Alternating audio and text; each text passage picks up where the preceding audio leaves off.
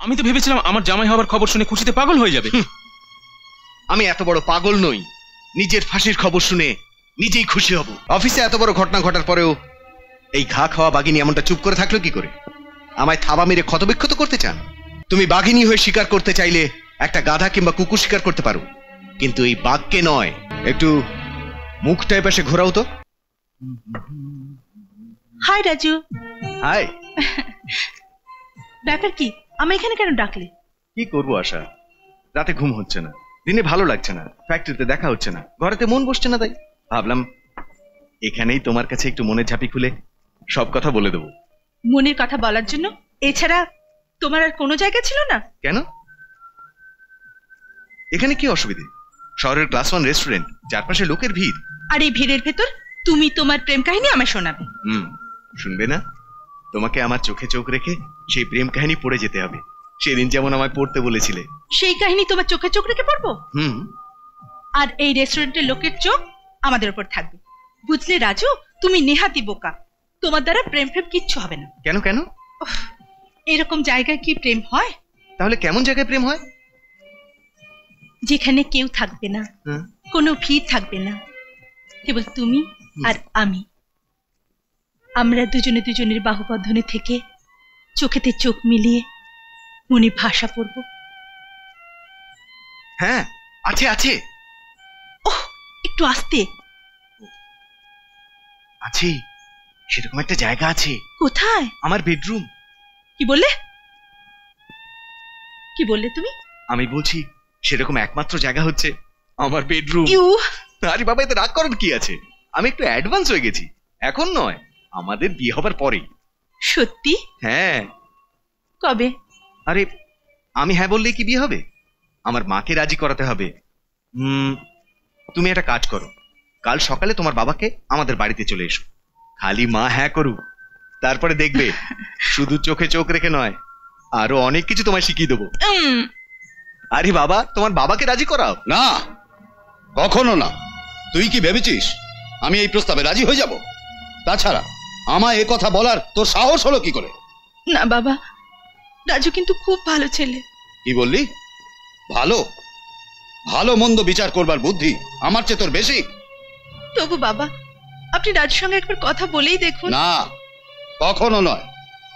এমন লোফারদের আমি ভালো করেই চিনি, আর তোকেও আমি সাবধান করে দিচ্ছি, ওর সঙ্গে দেখা তো দূরের কথা, ওর নাম আমার সামনে করবি না। তোর বিয়ে সেখানেই হবে যেখানে আমি ঠিক করব।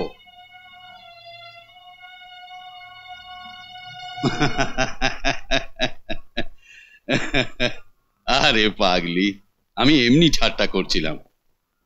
আমি কি কখনো তোর কথার বিরুদ্ধে যাব? আমার তোর উপর ভরসা আছে মা, তোর সিদ্ধান্ত কখনো ভুল হবে না। বাবা।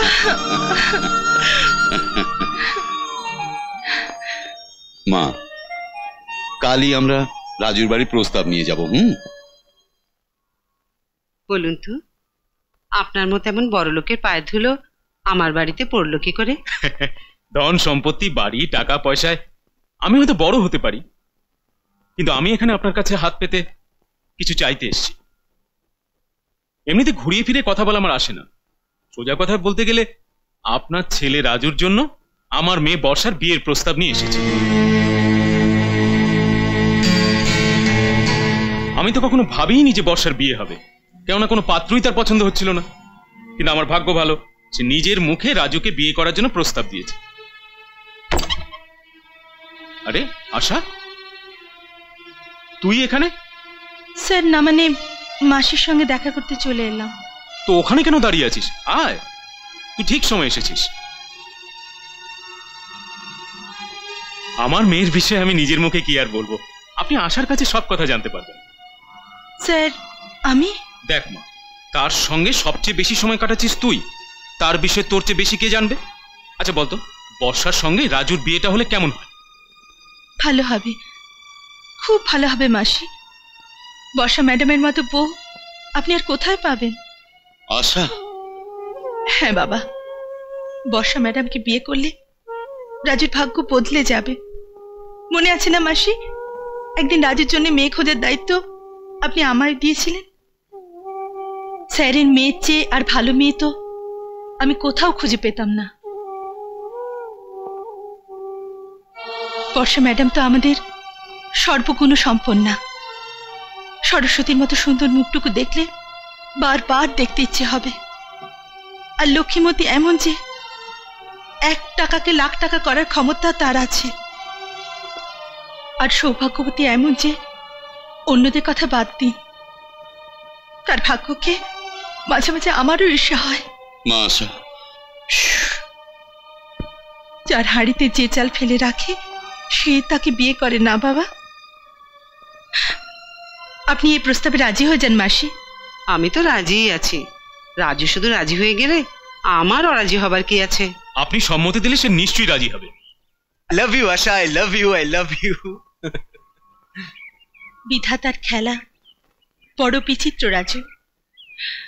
মানুষ যা চায় তা সে কখনো পায় না। সবই আমার ভাগ্য। ভাগ্য? কিসব আবল তবল বলছো? তুমি তোমার মনের কথা বলতে অনেক দেরি করে দিলে রাজু। তোমার ঘরের বউ হওয়া বোধহয় আমার ভাগ্যে নেই। আমি কিছুই বুঝতে পারছি না। তুমি কি তোমার বাবাকে নিয়ে আমাদের বাড়ি যাওনি? গেছিলাম রাজু।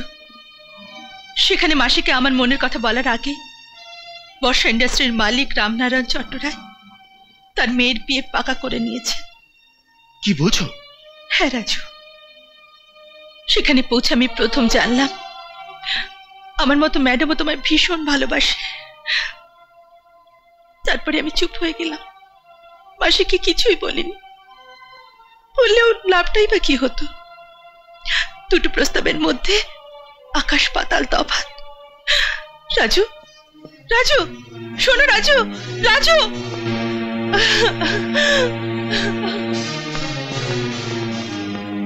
রামনারায়ণ চট্টরায়, রামনারায়ণ চট্টরায়।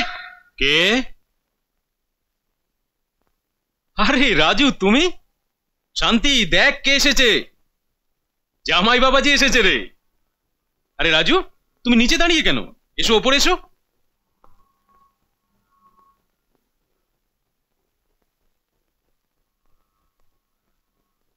এসো বাবা, এসো। বসো। আমি এখানে বসতে আসিনি, বরং আপনাকে জানিয়ে দিতে এসেছি যত সহজে ছেলেবেলায় আপনি আপনার মেয়ের জন্য চকলেট আর বড় হওয়ার পরে নতুন নতুন গাড়ি কিনে দিয়েছেন, তত সহজে আপনি তার জন্য স্বামী কিনে দিতে পারবেন না। আন্ডারস্ট্যান্ড? আরে কি হয়েছে তোমার? মাথা ঠিক আছে তো? আমি তো ভেবেছিলাম আমার জামাই হওয়ার খবর শুনে খুশিতে পাগল হয়ে যাবে। আমি এত বড় পাগল নই।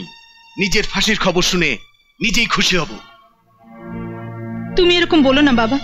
বর্ষা এই প্রথম নিজের বিয়ের জন্য ঠিক সিদ্ধান্ত নিয়েছে। তুমি মানা করো না। বর্ষা আমাদের সোনার প্রতিমা।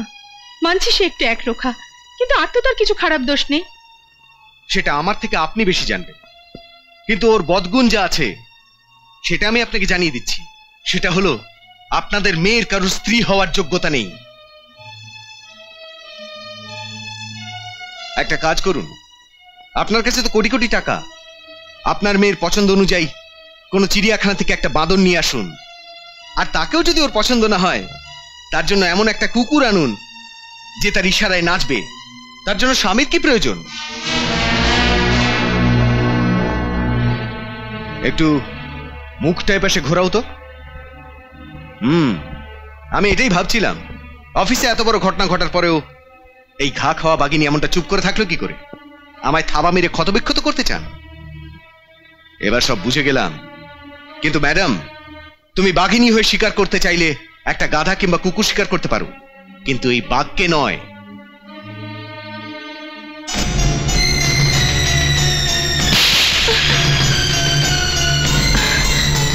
এরকম আরো অনেক সিনেমা দেখতে হলে ডাউনলোড করুন ক্লিক অ্যাপ।